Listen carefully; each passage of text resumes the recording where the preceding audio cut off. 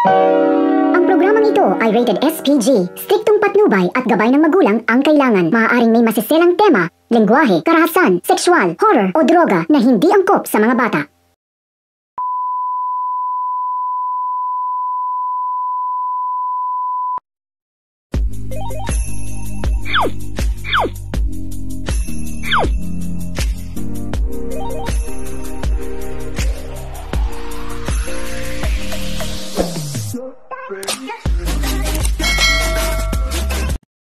Hello guys, good evening at ngayon ay punta naman tayo sa ating palabas sa Magpakailanman. But before that, please don't forget to like and subscribe my channel and please click the bell button para ma-notify kayo on my next video.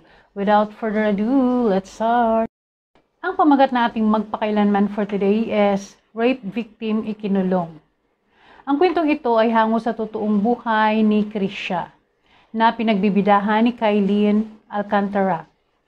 So way back 2011, January 29 at Dubai, itong si Krisha ay nagtatrabaho dahil isang araw ay masayang-masaya siyang pumunta doon sa kanyang ina at sinabi dito na nakapasa siya sa exam for college nga. Kaya lang itong kanyang ina ay malungkot na nagsabi sa kanya na yung kanyang ama ay magre-retire na dahil nga merong sakit na diabetes. So ayan, at magre-retire siya at yung kanyang ina naman ay mag-stop na din sa kanyang trabaho dahil kailangan merong mag-alaga sa kanyang ama. So nasa Dubai sila that time. And then ito namang si Krisha dahil wala siyang magawa, dahil wala nang magtusto sa kanyang pag-aaral. So siya ay nagtatrabaho sa murang edad na 16 years old. Kaya yon, at siya na lang sumusuporta sa kanyang mga magulang dahil nga merong sakit ang kanyang ama. So hanggang parang kasi meron siyang tampo sa kanyang mga magulang dahil hindi nga siya napag-aral, na gusto sana siyang makapag-aral. So kaya para siyang nagre-rebelde. At ang ginawa niya ay party dito, party doon. So lagi siyang pumupunta sa mga party kaya napapagod siya at tuwing gustong kumausap ng kanyang ama ay nakatulugan na lang ng kanyang ama yung pag-aantay na tumawag itong si Krisha dahil nga ito ay laging puyat dahil sa mga party-party. Kaya sinabi ng kanyang ina na yun nga ay hindi na daw siya masyadong nakakausap ng kanyang ama dahil nga napapagod ito sa mga party-party. At sinabi naman niya na dito na intindihin daw yung kanyang sitwasyon, na gusto daw niyang mag-aral kaya lang hindi siya mapag-aral dahil nga sa siya yung nagsusuporta sa kanyang mga magulang. Pero meron naman siyang kapatid dito na ate niya doon din sa Dubai. So yun na nga, at dahil siya ay mahilig sa party, so meron silang party dito sa kanyang mga kaibigan at lalaki yon ang pangalan ay Dave. So kaya pumunta siya doon sa parang isang hotel and then tumagay sila doon. Tapos itong kanyang kapatid ay tumawag sa kanya at pinapauwi na dahil madaling araw na daw. So sabi naman niya ay nag-drop by lang daw siya doon para hindi naman daw magtampo yung kanyang kaibigan. At yun nga, habang siya ay tumawag doon sa kanyang kapatid, sa kanyang ate, ay linilagyan ni Dave yung kanyang inumin ng gamot or drugs siguro yun. Tapos dinagyan niya. Tapos pagkatapos niyang tumawag sa kanyang kapatid ay pumunta na nga siya doon kay Dave at pinainom siya doon ng wine. So yun, ayaw sana niya dahil aalis na daw siya. At sinabi naman ni Dave na isa lang daw kasi aalis naman daw siya. So pumayag naman siya at ininom niya yung wine na iyon. So pagkatapos niyang inumin yung wine, parang nakaramdam na siya ng parang parang nalasing na siya agad. At yun nga, nakatulog na siya at magsi-CR pa sana siya, sinamahan siya ni Dave. Kaya lang parang lasing na siya dahil nga sa gamot na nilagay doon ni Dave. So, ang ginawa naman ni Dave ay ipinasok siya sa isang room at doon na nga, ni-rape siya. So, pagising niya ay nagtaka siya dahil nakahubad na nga siya. Hindi niya alam kung ano ang nangyayari. Tapos yun nga, nakakumot na lang siya at wala siyang magawa kundi umiyak ng umiyak.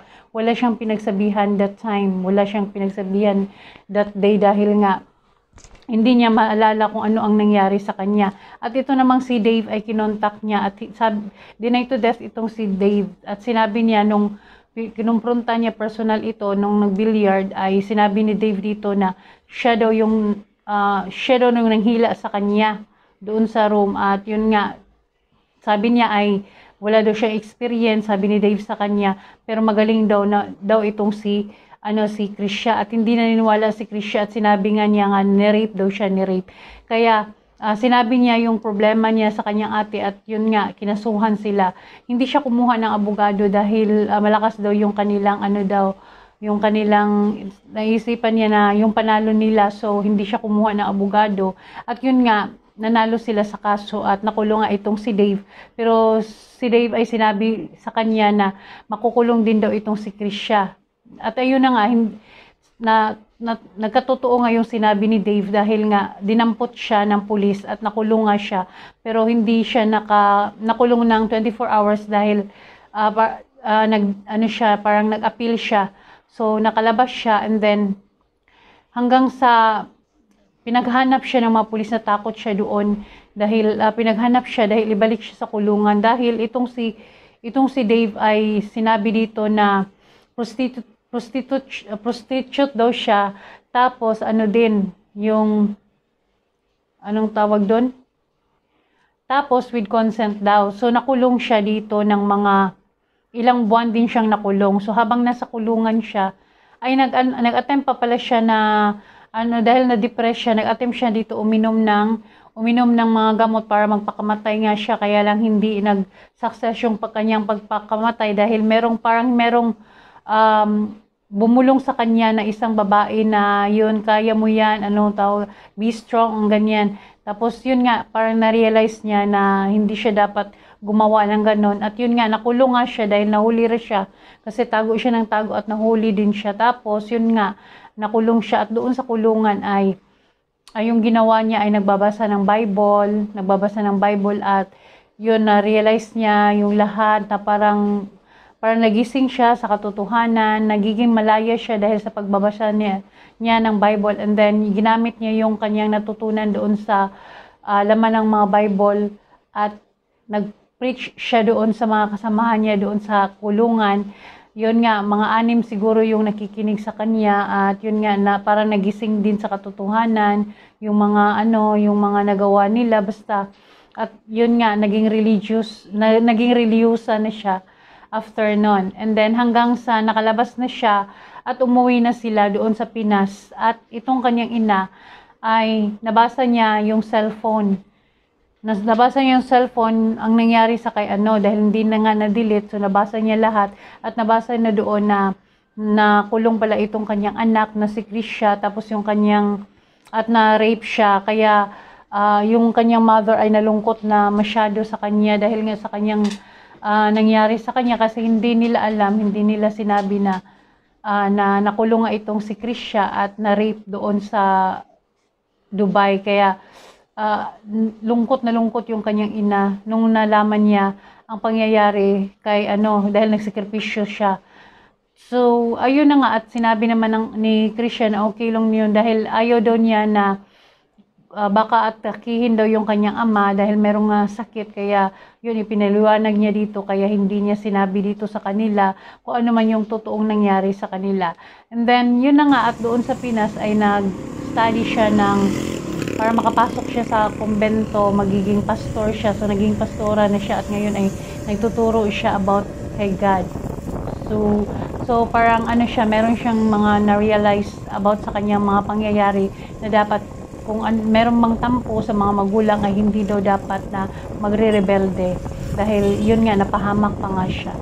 So yun lang guys ang ating storytelling for today, at sana ay may napupulot kayong aral. And that's all guys. Hope you enjoy my storytelling. That's all. Thank you.